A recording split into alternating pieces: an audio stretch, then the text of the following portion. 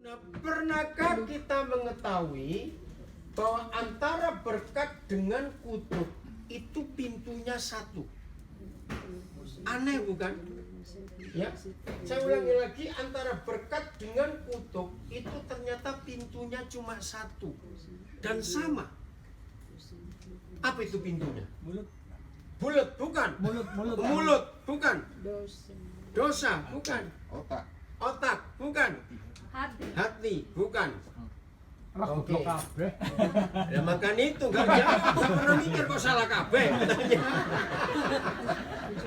Saudara, ini yang kita harus tahu. Berkat dengan kutuk pintunya itu pernikahan. Amin. Pernikahan yang benar, pintu berkat terbuka. Amin. Pernikahan yang salah, pintu kutuk yang terbuka.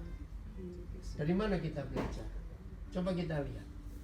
Kata berkat yang pertama kali muncul di Alkitab, ya, itu bukan di negara, di pemerintahan, bukan di mana-mana, tapi di pernikahan. Coba kita buka Kejadian 1:28. Dan ini sungguh luar biasa, saudara. Maka itu kita tahu sekarang kenapa iblis membenci pernikahan. Jawabannya supaya bumi penuh kutuk. Lagi sekali, pernikahan adalah satu-satunya pintu untuk menuju berkat atau kutuk. 28. Kejadian 1:28. Kalimat pertama. Ayo, kalimat pertama baca. Baik. Tuhan memberkati mereka. Bahasa Belandanya God save and you. hot, betul enggak terjemah? Lo jangan baca. Ayo. Iya nggak boh. Hot second the hand mereka. Oke, Hand, ya. bicara apa? Mereka itu siapa? Pernikahan suami istri. Adam dan Hawa. Iya. Jadi kata berkat yang pertama kali ada di Alkitab ternyata di pemberkatan pernikahan. Nggak main-main. Maka itu berkat itu ada di dalam rumah tangga. Tapi kalau sampai rumah tangga itu bermasalah, maka kutuk akan masuk. Maka itu saya katakan lagi, yang paling dibenci oleh iblis bukan gereja. Gereja masih ada kok sampai hari ini. Betul? Tahun ini saya pengen nanti kalau Tuhan izinkan Oktober akhir akan ada di Jerman. Karena 500 tahun Martin Luther membuat reformasi. Pas tahun ini 500 tahun. Kalau saudara baca sejarah, tanpa reformasinya Martin Luther, maka nggak ada renaissance, nggak ada pembaruan yang luar biasa. Nah 500 tahun masih ada. Hebat bukan? Yang dimusuhi oleh iblis bukan negara. Negara masih ada, negara-negara. Belanda usia berapa abad? Banyak yang lain-lain. Bir Heineken berapa tahun sudah di Belanda? Betul nggak? Heineken bir berapa tahun ini? Masih ada. Tapi keluarga yang dibenci oleh iblis. Yang diperjuangkan oleh iblis untuk dirusak adalah pernikahan. Catat itu baik. Beritahukan kepada anak-anak kita. Maafkan saya kalau saya berkata, kalau kita gagal sebagai orang tua, ya sudah. Karena dulu kita belum pernah dengar firman seperti ini. Tapi sekarang setelah kita dengar firman ini, beritahu anak-anak kita untuk tidak salah dalam menikah. Salah satu pelayanan kami suami istri yang paling banyak dalam memberkati pernikahan. Contoh, nanti 27 Juli kami berangkat dari Amsterdam, Schiphol ke Jakarta. Kami tiba setengah 6 sore, tanggal 28. Setengah 2 pagi, tanggal 29-nya saya harus kemana? Saya harus berkati pernikahan jam 11 di Tomohon. Anak ini nggak punya papa, saya ketemu dia waktu dia dapat beasiswa kuliah di Taiwan, di Taipei. Waktu ketemu saya, hidupnya berubah.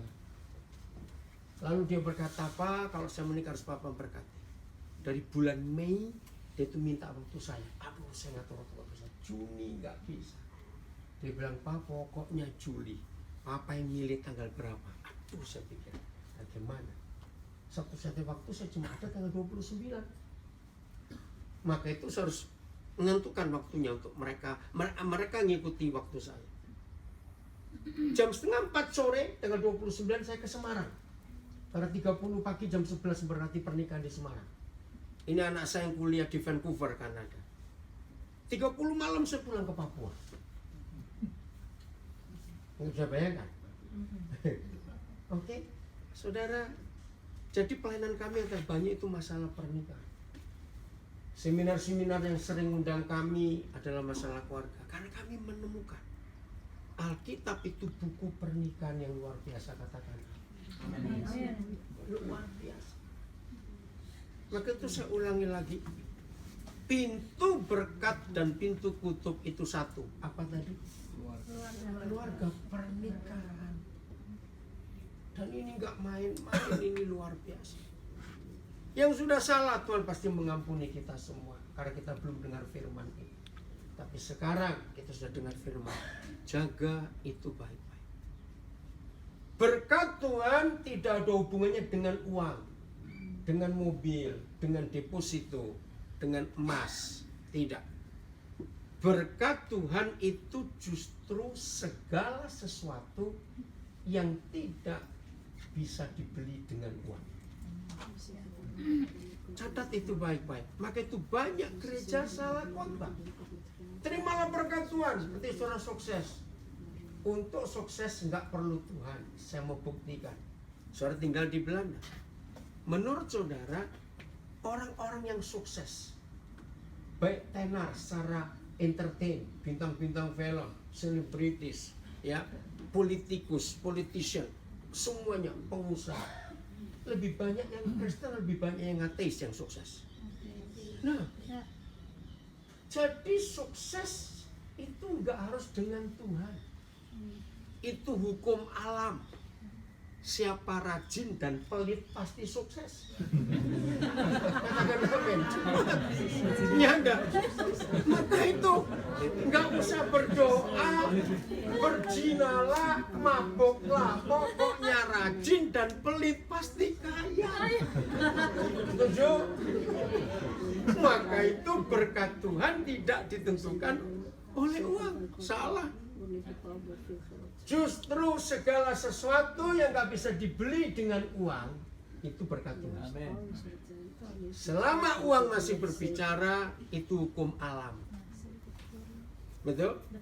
Maka itu orang berdosa pun bisa sukses. Maka itu kalau ingin cari sukses jangan pakai nama Tuhan, itu menghina Tuhan betul-betul. Betul? Jangan pakai nama Tuhan. Berdosalah, sukses pasti. Asal apa tadi? Pelit.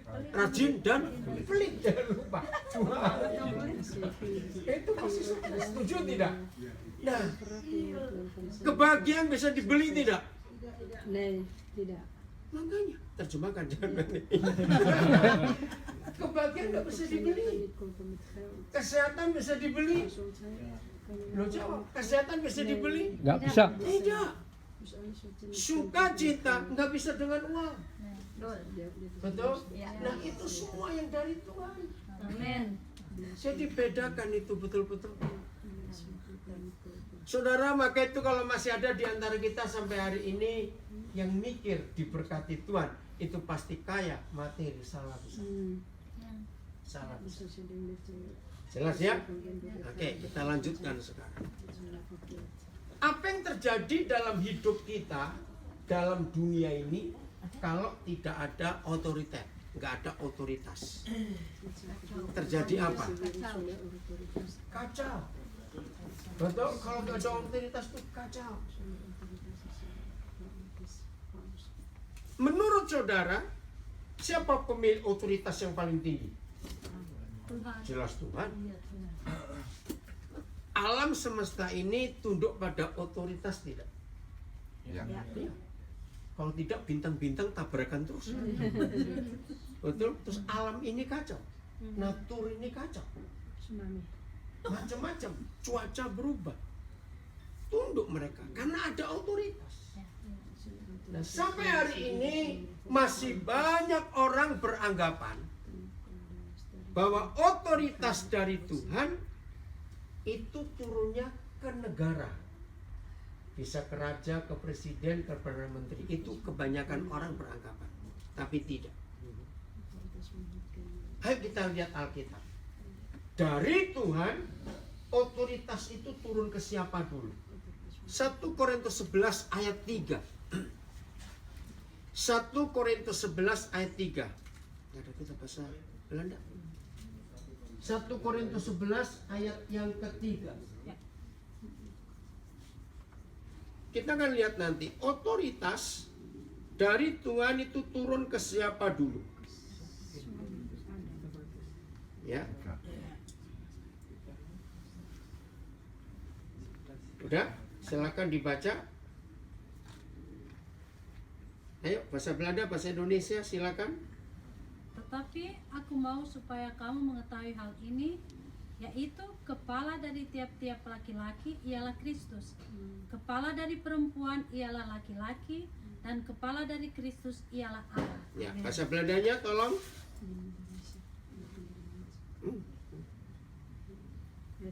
Ayat 3. Doch ik wil dat gij weet dat Christus het hoofd is, eens gelijk de man. En de man het hoofd der vrouw en God het hoofd van Christus. Jadi jelas urutannya di sini? Ya, ngerti ya? Jadi urutan pertama siapa? Kepala pertama siapa di ayat ini? Tuhan kita. Dari Tuhan kita turun kepada siapa? Yesus. Kepada belum, jangan laki-laki dulu dong. Baca ayo, turun kepada siapa? Dari Bapak? Bukan. Baca dulu ya, yang enggak hafal kitab jangan ikut jawab, jadi salah. Ayo. Dari Tuhan turun kepada siapa? Baca Alkitab Saudara. Kristus. Dari Kristus kepada siapa? Suami. Ya, laki-laki. Nah,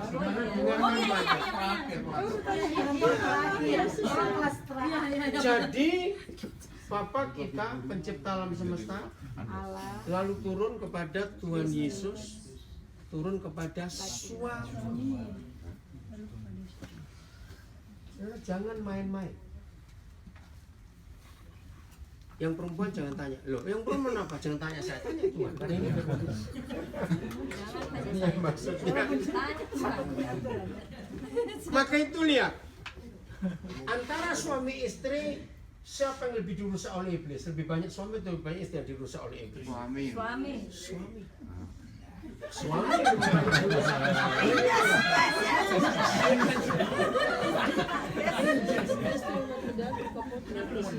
Saudara perhatikan itu. Kenapa? Nah ini dia.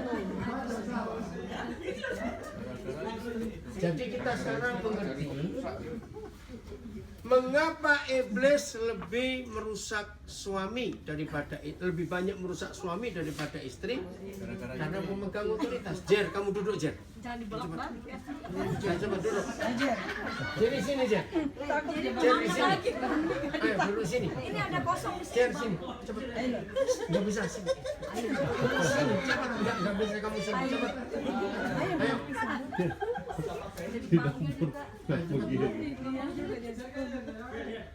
Saudara perhatikan ini. Jadi kalau pemegang otoritas itu dirusak, pasti rusak. Nah sekarang kita lihat fakta. Coba perhatikan ini serius, lihat fakta. Siapa yang memperhatikan kepala-kepala pemerintahan di dunia ini, entah negara apa saja? Kalau hidup rumah tangganya nggak benar, negaranya pasti nggak benar. Pernah perhatikan nggak itu? Dan ini masalahnya. Hampir semua diktator, tahu kata tiran itu pasti rumah tangganya nggak benar. Jadi rusak. Termasuk gereja. Kalau ada gembala, ada bantuan keluarganya nggak benar, jemaatnya pasti kacau. Nah, inilah yang kita harus pelajari. Bagaimana peranan suami yang wakil Tuhan itu. Katakan amin. Langsung wakil Tuhan. Jadi ini yang dirusak. Maka itu kita para suami, mari kita jaga diri kita baik-baik. Kita nggak pernah milih, tapi Tuhan memberikan itu kepada kita. Katakan amin. Amin. Kita nggak pernah milih, tapi Tuhan yang memberikan. Dan itu luar biasa. Bagi yang belum menikah, siapkan diri saudara supaya masuk dalam pernikahan yang benar dan tidak salah. Oke, kita nanti kembali, saya akan lanjutkan. Menurut saudara, baik yang sudah menikah maupun yang belum menikah bisa jawab. Apa sih yang sering kali jadi masalah dalam pernikahan? Sering kali. Komunikasi. Wah, apalagi? Ayo, gak apa-apa, sebutin. Apapun pertanyaannya jawabannya duit. Ayo yang lain, apalagi? Ego. Ya. Salah paham. Apalagi yang paling sering? Apalagi? Rebutan dompet. Ayo. Coba jawab yang lain. Interest. Ego, uang, salah paham. Interest, self interest. Betul. Semuanya betul. Jadi inti dari permasalahannya antara suami dan istri nggak mau meleburkan diri, nggak melebur, nggak mau menyatu. Jadi suami tetap eksis jadi suami laki-laki, istri tetap eksis mau jadi perempuan, dan ini yang merusak. Maka itu Alkitab adalah satu-satunya buku. Tidak ada buku lain di dunia ini yang mengajarkan bahwa suami itu kepala fungsinya, istri itu tubuh. Betul nih? Nah sekarang ya, bayangkan apa yang terjadi kalau kepala dan tubuh bermusuhan. Kacau.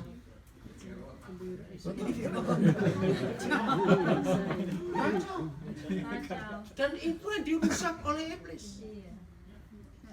Jadi setelah kita menikah, ada bagian yang hilang dari hidup kita masing-masing. Ya, saya ulangi. Setelah kita menikah, maka ada bagian yang hilang dari kita masing-masing. Betul? Laki-laki kehilangan apa? Bukan. Tadi itu kepala dan tubuh. Laki-laki kehilangan apanya? Badannya. Itu kehilangan badannya, tinggal kepala saja. Perempuan kehilangan kepalanya. Maka itu terima kasih William berkata interest tadi, self interest itu masalah. Ketika kita tidak mau ya menyadari fungsi, tugas dan identitas kita, di situ ribut. Maka itu ego harus dibuang. Ego harus dibuang dalam pernikahan. Nah Tuhan Yesus pun berani kehilangan egonya. Loh, ya atau tidak? Ya. Tuhan Yesus sebagai suami, gereja sebagai apanya? Mempelai perempuan. Tuhan Yesus kehilangan egonya tidak? Loh, jawab, Yesus kehilangan egonya tidak? Jelas. Sampai dia mau mati, mau menderita. Bahkan dihancurkan seperti itu.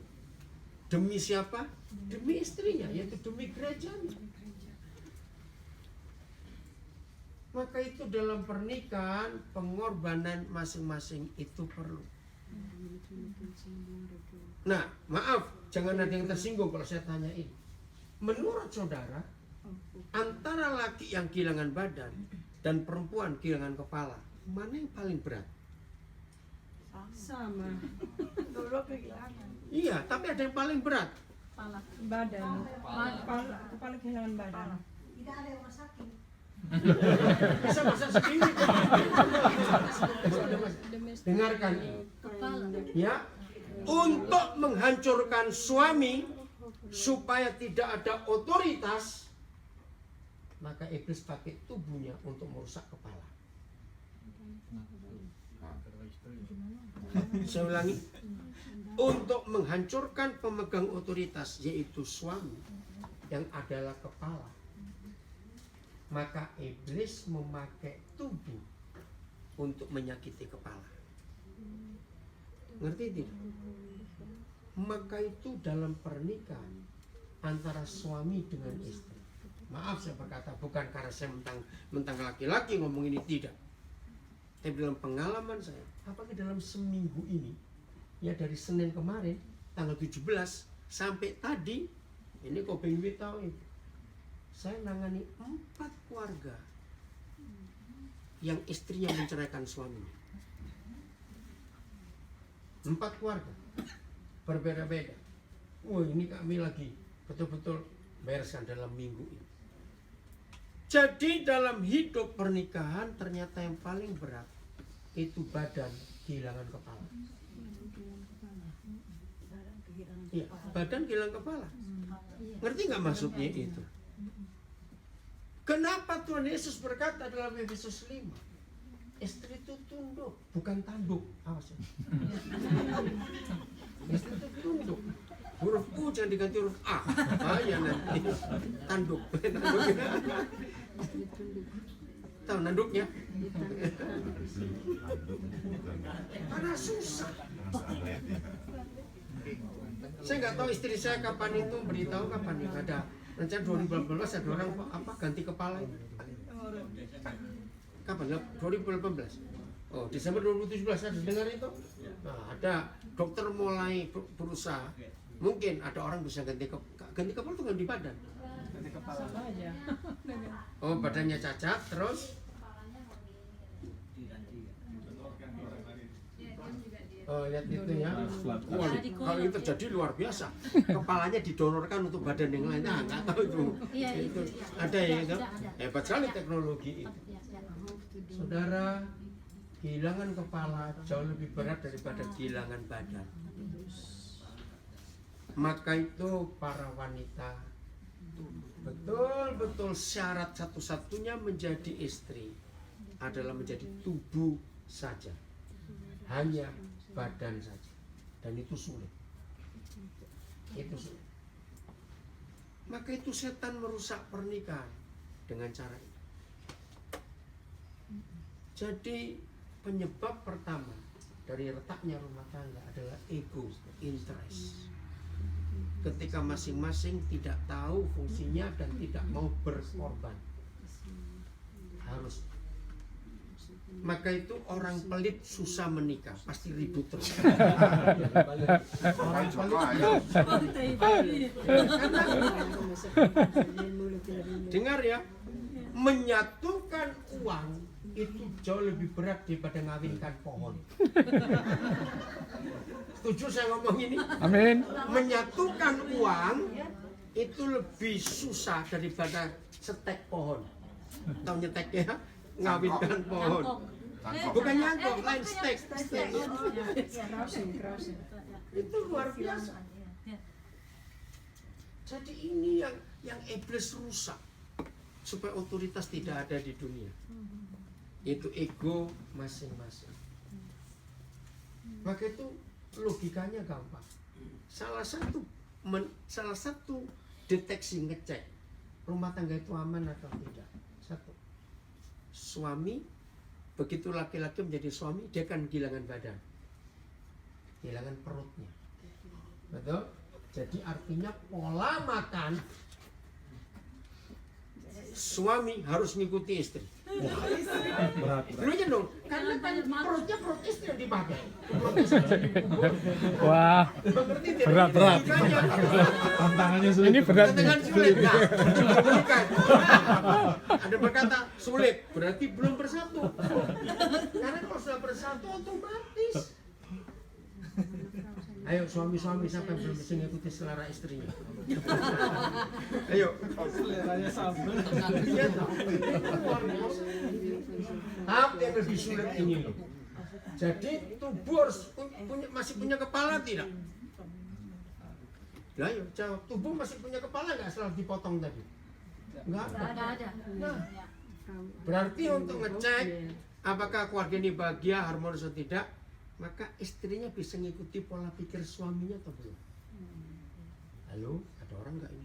Itu tadi susah. Betul? Koden, Ya. boleh tanya. Boleh. Nada perut per Koden? Iya, ada. Tapi ada di istri toh. Nah, ini yang iblis selalu ganggu dalam rumah tangga kita. Sederhana sekali. Maka itu kenapa hanya Tuhan kita yang berkata aku benci perceraian. Ya, satu-satunya Tuhan di dunia ini, di antara jutaan Tuhan yang ada di dunia ini, hanya Yahweh Tuhan kita yang berkata aku benci perceraian. Berarti satu-satunya buku di dunia ini yang menuliskan tentang benci perceraian cuma Alkitab, nggak ada buku lain. Kenapa dia menulis begitu? Lagi sekali, yang sudah salah Tuhan mengampuni karena kita belum tahu. Tapi setelah ini mendengar firman ini, tidak ada alasan lagi untuk menyalahi hukum Tuhan. Jadi kalau kita misalnya ada tubuh sehat, tapi kepala langganan sakit, tanggal 1 sampai tanggal 7 sakit kuping, tanggal 8 sampai 15 sakit gigi, 15 sampai 22 sakit hidung, sakit mata, Sakit dulu mata. sakit dulu mata. Terus tanggal minggu terakhir sakit bagian mulut, semuanya itu. Ya terus gantian selama setiap bulan tubuhnya sehat. Mungkin nggak tubuh berkata, kalau aku punya kepala kayak kamu, kapan kerjanya ini sakit terus begini? Aku mau ganti kepala lain aja. Ngerti? Berarti dia sedang apa kalau dia mau potong kepalanya? Kamikasi. Bunuh diri. Iya, bunuh diri karena dia potong kepalanya. Begitu pula kebalikan. Ada orang kepalanya sehat, tapi tubuhnya sakit-sakitan terus. Walaupun punya asuransi, bangkrut juga ini kalau sakit-sakitan terus. Apakah kepala berkata aku mau ganti tubuh aja deh? Capek kalau begini. Ngerti? Bunuh diri juga. Maka itu Alkitab ini luar biasa. Matius 18 ayat 19. Matius 18 ayat 19. Pulang dari sini, ayo kita merenungkan. Tadi pagi waktu saya dengan Bing Wi belanja untuk persiapan acara sore ini, satu pertanyaan Bing Wi bagus. Bagaimana cara saya menjaga pernikahan saya? Saya bilang cuma hati. Hati itu kunci. Ya. Udah silakan dibaca. 18 ayat berapa? Ayat 19. Matius 18 ayat 19. Dan lagi aku berkata kepadamu, Ya. jika 2 orang daripadamu di dunia ini sepakat meminta apapun juga, permintaan mereka itu akan dikabulkan oleh Bapakku yang ada di surga. Saudara, tidak ada janji sehebat ayat ini di seluruh Alkitab. Lagi sekali, tidak ada janji sehebat ayat ini di seluruh Alkitab. Amin. Minta apapun juga. Rik, pindah Rik, panas kamu. Enggak, biarin, nanti juga ini berubah. Dengar dia? Biar agak hitam dikit. Minta apapun juga, permintaan mereka akan dikabulkan oleh Bapa yang di surga. Dahsyat nggak janji itu? Dahsyat. Berarti ada nggak yang tidak bisa kita minta kepada Bapa di surga? Nggak ada. Tapi nggak cuma untuk sekedar 2 orang loh, yang sepakat. Ya, yang sepakat. Tidak ada kesepakatan yang dibuat oleh 2 orang kecuali suami istri. Bahasa Belandanya tolong bacakan. Ada bahasa Belanda? Ya, silakan Willem. Dit moet u vooral weten. Als 2 van u het hier op aarde eens zijn over iets Insane. Ja, ja. ja, dat u mijn hemelse Vader vraagt, zal hij het voor u doen. Terima kasih. Insane. Berarti 2 orang yang dipersatukan. Minta apapun juga. Wah, ini luar biasa. Saya nggak tahu kenapa Bimbi tanya itu kepada saya tadi pagi. Hati. yang disebut satu, sepakat, itu hati kita. Susah nggak nyatukan dua hati? Susah sekali. Tahu nggak? Ini aja. Jadi susah sekali nyatukan dua hati. Tapi itu janji Tuhan kepada kita semua. Amin. Janji Tuhan kepada kita semua. Luar biasa. Nah, jadi kalau kita melihat Matius 18 ayat 19, akankah dalam pernikahan masalah tidak selesai? Berarti makanya, kalau kita membaca Matius 18 19, akankah dalam sebuah rumah tangga pernikahan ada masalah nggak selesai? Tidak ada. Semuanya selesai kalau datang kepada Bapa. Asal sehati. Tapi ini susah. Maaf, lebih saling maaf, jangan saling nyalakan. Setelah kita tahu kepala tubuh kepala, berarti dalam rumah tangga harus ada satu hati, betul? Nah, nggak boleh dua, harus satu. Dan ini kita menemukan lagi, iblis bencinya kesatuan hati suami istri. Kenapa iblis benci? Supaya tidak punya kuasa. Supaya nggak punya kuasa. Mazmur 73 ayat 1. Saya jawab firman ini terbagi kepada firman.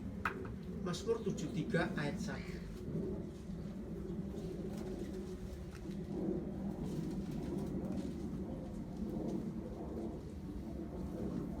Ya, Mazmur 73 ayat 1.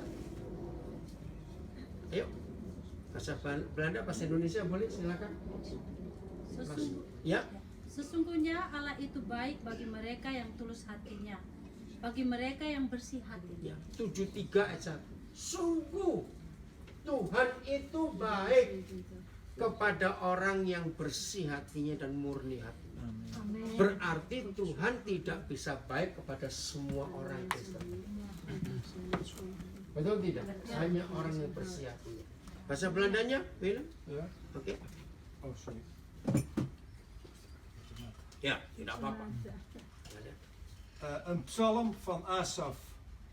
God is zeker goed voor zijn volk Zeker goed. Israël. Ya. Voor ulangi. Voor zijn volk Ja. Israël. Ada umatnya. Ya. Hij is goed voor alle mensen die een zuiver hart hebben. Zuiver hati. Bezitten. Zuiver, murni. Di ruangan ini, Pingwi dan Tris orang yang paling lama kenal kami. Dari kami belum menikah. Tahun 88 pertama kali saya nginep di rumah mereka yang masih ada di Light Sendang. Nah, saya bilang kepada Pingwi, Wi, kalian kenal kami, kenal aku sampai sudah menikah sekian lama. Kalau aku nggak jaga hatiku dalam semua, nggak akan merasakan kebaikan Tuhan seperti ini. Banyak kebaikan Tuhan yang kami boleh rasakan. Untuk apa saja. Untuk apa saja. Sampai sekarang teman-teman para pengusaha di Indonesia itu heran. Saya tuh kalau keluar negeri gampang sekali asal berangkat aja. Sampai dia bilang, kamu tuh kok nggak pernah mikir duit dulu? Nggak, untuk apa duit dipikirin, nggak ikut nyetak kok? Enggak, tahun ini 3 kali saya ke Belanda, ke Eropa. Tahun ini. Tuhan berkati luar biasa karena jaga hati. Tanya istri saya. 25 tahun yang kami menikah, betul Tuhan tolong kami untuk menjaga hati. Macam-macam boleh terjadi dalam pernikahan kami. Tapi firman ini. Maka itu kesatuan hati itu membuat Tuhan menjawab semua doa kita. Tidak ada yang gak terjawab.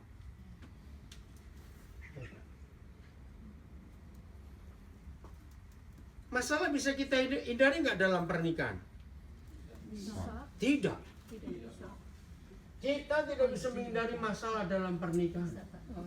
Betul tidak? Akan tetap ada. Besar atau kecil? Besar atau kecil akan tetap ada. Masalahnya, Bagaimana kita menghadapi? nah bagaimana cara kita menghadapi masalah itu? Masalah kecil jadi besar kalau kita tanggapi dengan emosi. Setuju tidak saya ngomong? Catat ya suami istri, masalah kecil akan jadi besar kalau kita tanggapi dengan emosi. Perkara besar, masalah besar, kalau kita hadapi dengan hati yang bersih, masalah itu jadi kecil. Betul? Saya ulangi lagi. Masalah nggak bisa kita hindari. Masalah pun tidak bisa kita selesaikan. Karena kalau kita sibuk menyelesaikan masalah, itu logikanya setelah masalah ini kita selesaikan, besok-besok nggak ada masalah lagi. Begitu hidup? Nah, karena akan ada lagi masalah. Untuk menyelesaikan satu masalah, itu perlu waktu atau tidak? Nah, bayangkan kalau hidup hanya menyelesaikan masalah terus, kapan kita bisa kerja? Loh, betul tidak kalimat ini? Karena perlu waktu. Dan selalu satu masalah belum selesai, datang yang kedua. Dua masalah belum selesai, datang yang ketiga. Terus waktunya kapan? Masalah itu nggak perlu kita selesaikan, dia akan ada terus.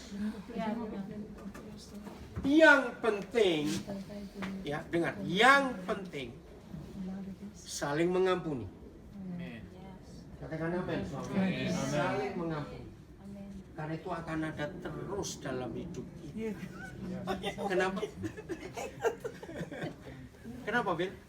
Saya rasa saya mengampuni Maya. Terus Mayanya bagaimana? Juga. Juga.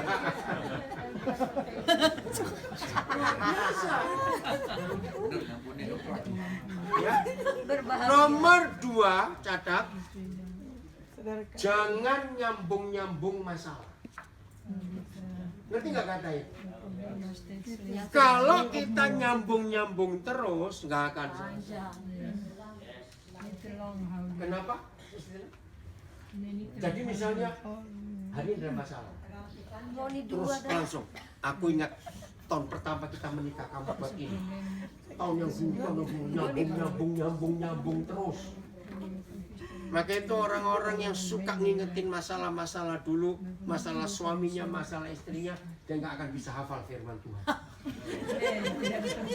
Iya, nggak ada tempat untuk hafalkan firman Tuhan.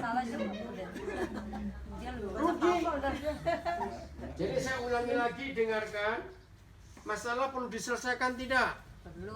Tidak. Hadapi saja. Hadapi. Ya, karena sudah kan ada lagi. Ada baru Ya. lepaskan, biarkan. Saling mengampuni. Ampuni. Ya. Kedua, jangan disambung-sambung. Jangan disambung-sambung. Stop sampai di situ. Jangan dikorek. Walaupun masalah ini sama dengan yang dulu, tapi hari ini cukup. Tapi boleh tanya, Pak? Boleh. Ada yang mengampuni langsung, ada yang mengampuni 2 hari kemudian. Nah, ya. Ada yang mengampuni langsung, Setuju, mengampuni 2 setuju. hari kemudian. Coba waktu. Betul. Kalau kita baca Efesus 4, mengampuni 2 hari kemudian setan nginap di rumah. Jangan sampai tenggelam. Iya. Coba kita lihat Efesus 4 ayat 26. Jadi itu langsung. Ya, harus langsung. Efesus 4 Tapi itu susah sekali dalam bisa, emosi. nggak ada susah. Tapi dalam emosi. Iya, ya, itu nggak boleh emosi. Wah, emosi. Efesus 4 ayat 26. Ada? Ayo silakan baca. Saudara kalau baca baik-baik, ternyata Papa itu menganjurkan kita marah. Ya, apabila kamu menjadi marah. Jadi boleh toh? Lu enggak dulu. Kata apabila ini loh. Boleh toh marah? Boleh. Tapi Nah, bahasa Inggrisnya be angry. Bahasa Belandanya apa? Je mag boos zijn, wees boos. Nah, baca di Alkitabnya. Oh, nou, saya nggak dapat. 4 ayat 26. Bahasa Belandanya apa? Bahasa Inggrisnya be angry. Ayat 26. Ah. Iya, I will. Als u kwaad bent, Als u kuat. Jadi boleh toh? Kalau kamu marah. Oke, terima kasih Wil. Sampai situ dulu. Lo jelas tidak? Als u kuat. Kalau kamu marah. Jadi boleh marah. Itu suami istri.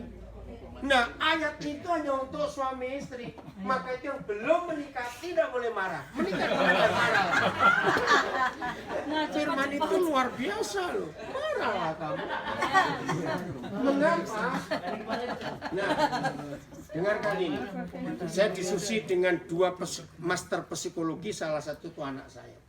Mereka kaget, yang satu itu muslim. Diskusi tentang ayat ini. Memang dalam psikologi, orang kalau marah tidak dilampiaskan itu jadi penyakit. Jadi boleh marah suami istri. Asal baca lagi bahasa Belandanya, Will. Ya, terus, ayo. Baca lagi. Ya, dari awal. Als u kwaad bent, laat dan geen wrok in uw hart opkomen. Want dan, Sudah mati ya. Ja. Want dan zondigt u. Dan baik Itu akan jadi dosa nanti. Terima kasih. Terus, kapan marahnya berhenti? Zorg ervoor dat u uw boosheid voor het einde van de dag weer kwijt bent. Nah, itu dia. Akhir daripada hari itu. Saudara, hanya sekarang di Somber. Enak. Ja, Sampai jam 10 malam baru gelap. jadi boleh marah banyak. Boleh banyak sebenarnya. Hebatnya lagi ayat itu tensesnya dalam bahasa aslinya present continuous tense. Jadi terus menerus. Pokoknya matahari tenggelam selesai. Stop. Nah, ini pakai waktu Yahudi. Orang Yahudi menghitung hari itu kan setelah matahari terbenam. Itu hari yang baru. Nah, apa yang terjadi kalau kita tidak berdamai, masih dendam setelah matahari terbenam? Ayat 27. Lihat, ayat 27. Wah, ngeri sekali. Ya, baca lagi, Wel. Ayat 27-nya. Apa yang terjadi kalau kita marah dan sudah matahari terbenam tidak mengampuni? Ya, silakan, Wel. Geef de duivel geen schijn van kans. Schijn van kans. kesempatan. Jangan kasih kesempatan sama sekali. Ja. Cukup. Terus? Oh, ada. 26, 27. Itu 27. Ya, cukup. Jadi artinya kalau suami istri marah setelah matahari terbenam, betapa gobloknya suami istri itu. Ya, kasih Mengundang lagi. iblis nginap di rumahnya. Ya.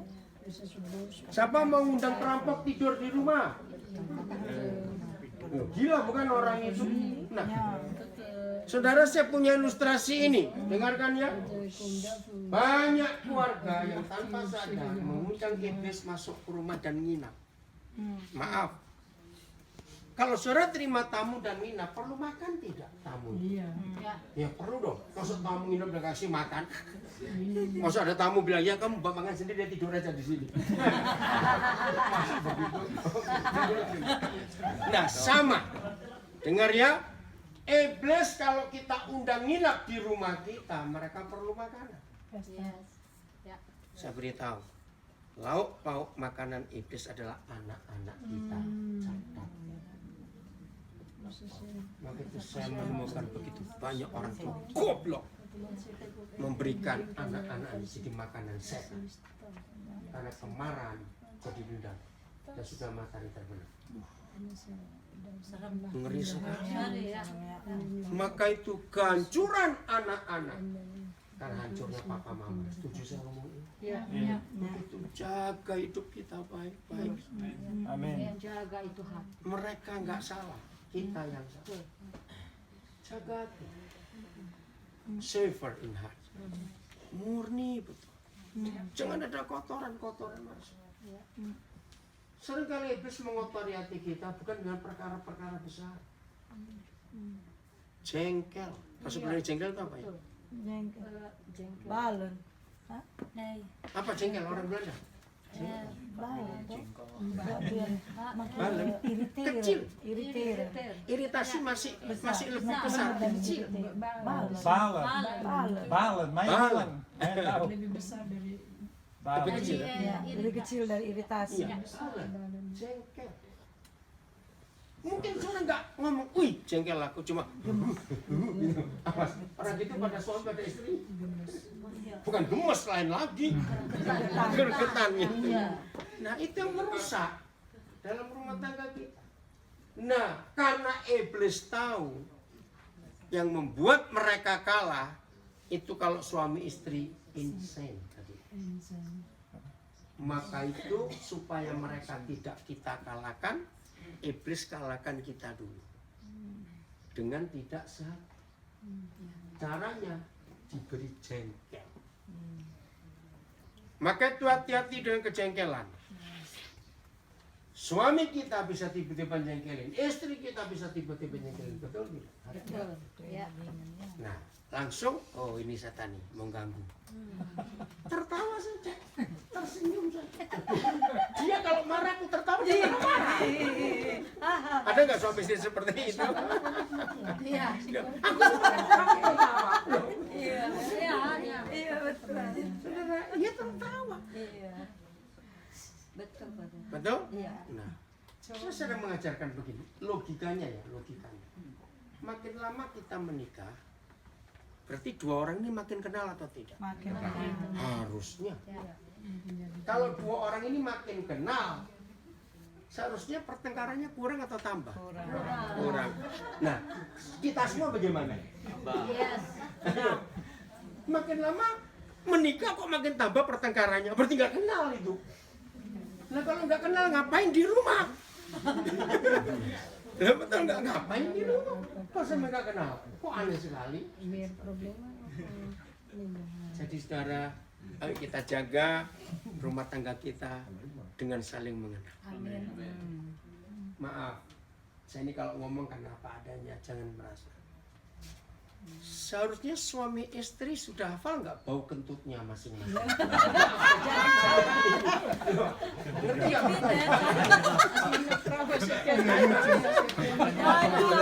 Loh, Itu mahal, paling mahal. seharusnya ayo jawab, suami istri jawab. Ganti-ganti. Ganti-ganti. Ya, ganti-ganti ya.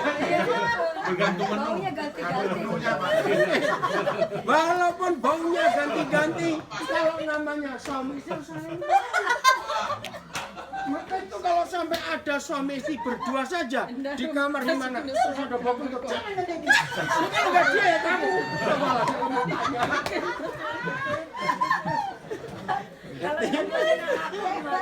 yang itu. Ya jadi gak usah diskusi. Amin. Loh, enggak amin. Gak usah diskusi. Masalah-masalah seperti itu. Terima saja. Mau gimana lagi? Iya, betul. Amin. Maka itu enggak perlu. Ada masalah dibesar-besarkan dalam pernikahan kita. Amin. Amin. Karena tidak emosi dan tidak mengampuni dan nyambung-nyambung yang dulu-dulu itu merusak pernikahan. Harus saling melupakan. Mengampuni. Sebelum matahari Sekarang masih boleh. Ya sekarang masih boleh, masih terang di mataharinya. Silakan. Ini jam berapa sekarang ini? Bagaimana Pak Koden? Ya, Kalau tinggal di Noordpool, ya. kalau winter tidak boleh marah. Iya, nggak ada mataharinya ya. Manu, kalau suka marah pindah ke sana. Pindah ke North Pole katanya. Nggak ada matahari kalau winter. Saudara-saudara sekali, ya. Ayat terakhir. Inilah kebenaran yang Tuhan ingin kita lakukan dalam hidup kita. Surga turun ke bumi. Amin. Lewat pernikahan kita semua. Dan hasilnya sungguh luar biasa. Karena dari awal tadi kita bicara soal self interest, soal ego.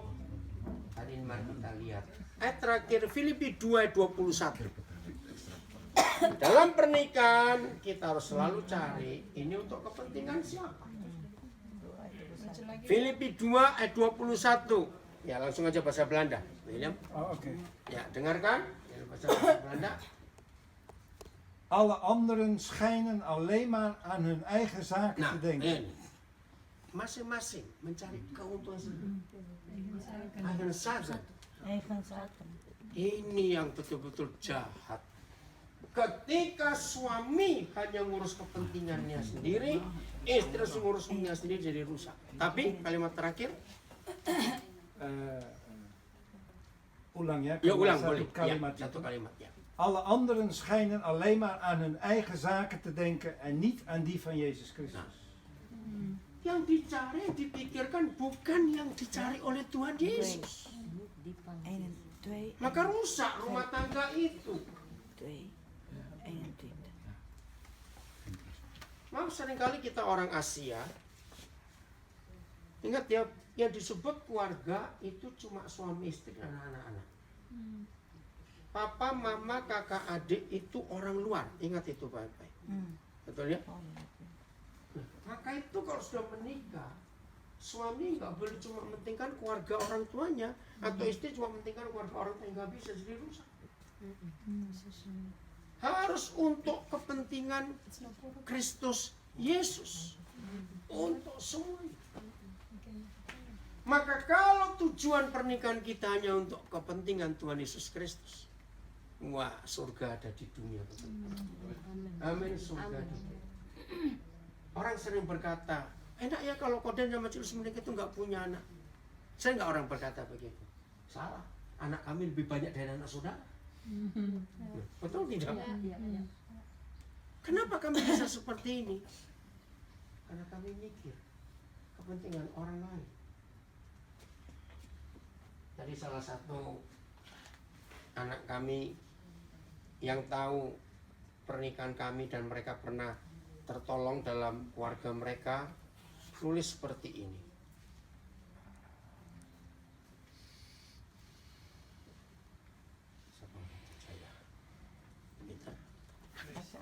Gracia.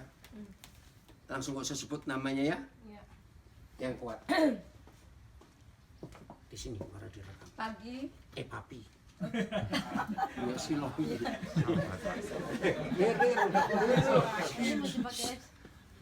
Papi dan Mami Louise, I was born of you can never imagine how far the impact of your life changes. Ministry reach. How many souls are held by your warm and loving touch?